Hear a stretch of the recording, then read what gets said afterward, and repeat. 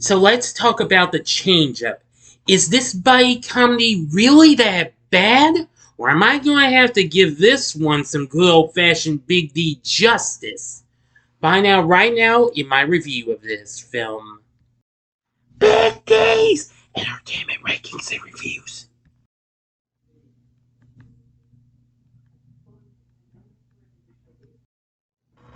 So greetings, my fellow YouTubers, and welcome to Big D's Entertainment Rankings and Reviews.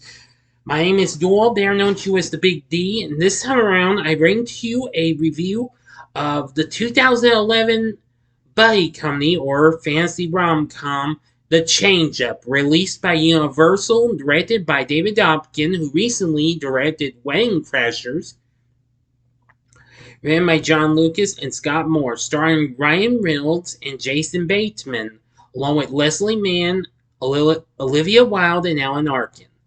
It's about two best friends living in Atlanta who switch bodies after urinating into the fountain to wish they had each other's lives. This is kind of a warped out take on Freaky Friday in ways. It was released in August of 2011, but unfortunately got dissed by critics. It did okay,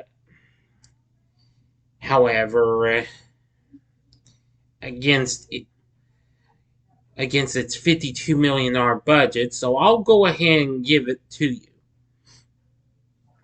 In Atlanta, Dave Lockwood is married with 3 children, while his best friend, Mitch Planko, is single and at his sexual prime. After getting drunk at a bar, Mitch and Dave urinate into a fountain, simultaneously wishing they had each other's lives.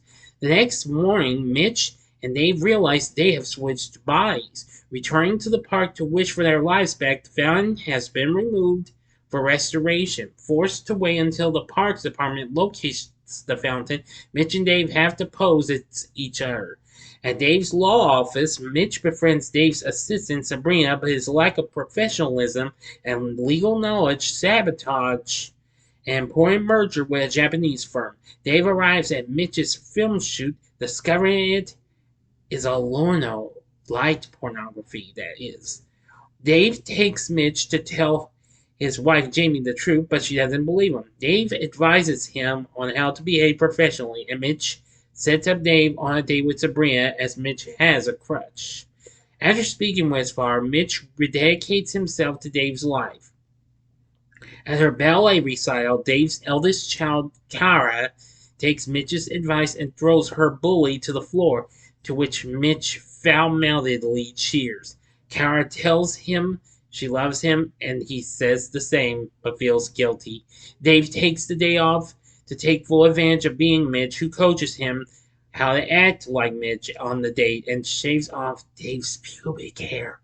Sorry, I kept that low. I didn't want to arouse anybody. Sabrina meets Dave at a classy restaurant, and despite only going because Mitch told her to, genuinely likes him, and they get tattoos. Dave walks her home, and she tells him to call her. Mitch learns Dave told Jamie not to invite Mitch to their anniversary party, afraid that he would ruin it. Dave informs Mitch the fountain has been found, but they both want to stay each other a bit longer.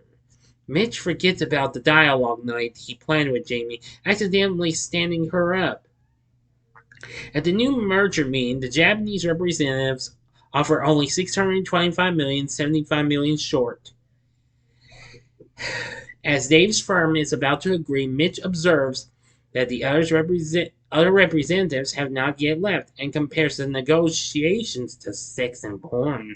He demands $725 million and has the representatives of Dave's firm begin to leave.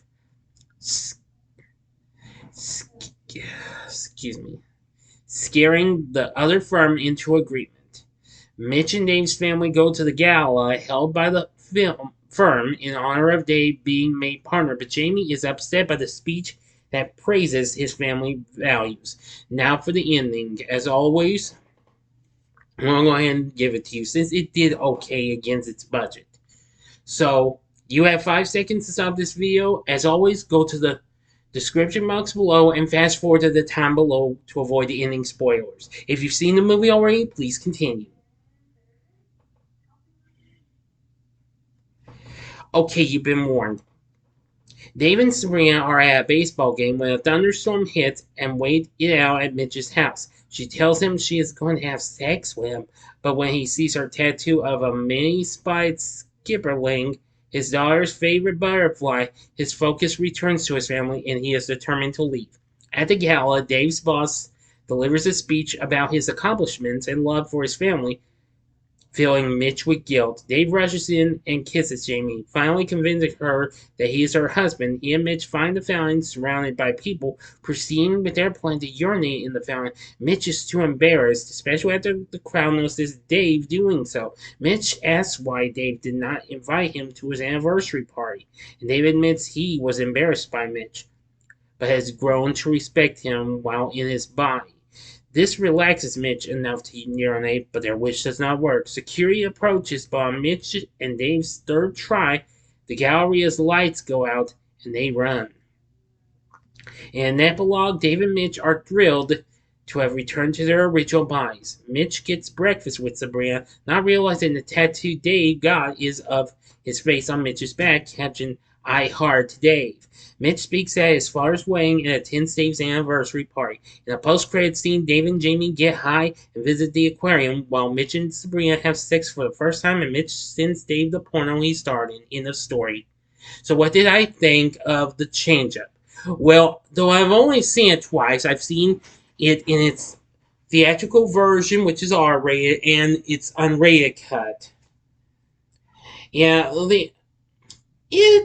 it's funny in ways. It's kind of like I said, it's a crazy, warped out version of Freaky Friday, except it involves guys. The reviews were absolutely terrible. Rotten Tomatoes says there's a certain amount of fun to be had from watching Bateman and Reynolds play against type, but it isn't enough to carry the film through its crude humor and formulaic plot. Excuse me. The British newspaper The Telegraph named this one of the 10 worst films of 2011, saying that Reynolds and Bateman have skill, charm, and timing, everything but the right script. Well, I can say the story could have just used a wee bit of spin polish, but overall, despite its crude humor, it was just still pretty funny and what have you. And while it was directed by David Dobkin, who recently helmed Wedding Crashers, well, I'd say this isn't as good as Wedding Crashers. It tries to do its extreme best, though. And so you see, John Lucas and Scott Moore were recently writers behind The Hangover, which I was going to think of reviewing that, but I'll probably review that soon if I decide to watch that and its sequels. I have yet to see its sequels. Let's see, and we have a score from John Dabney and Theodore Shapiro, which isn't too bad. Now, our cast, they were good. Ryan Reynolds playing Mitch and Jason Bateman playing Dave. They are an absolutely funny duo. Leslie Mann plays Dave's wife, Jamie. She's absolutely good.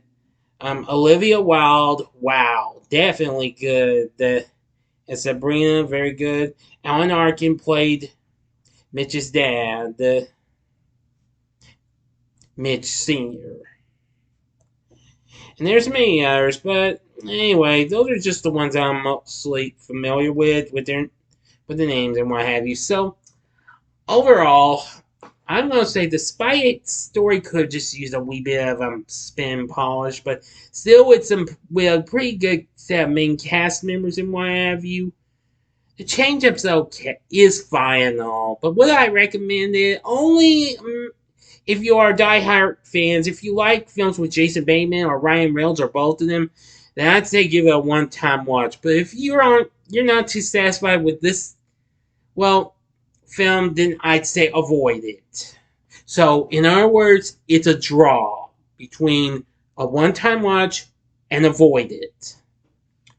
So anyway, the change-up came out and it went on to make $75 million worldwide against its $52 million budget.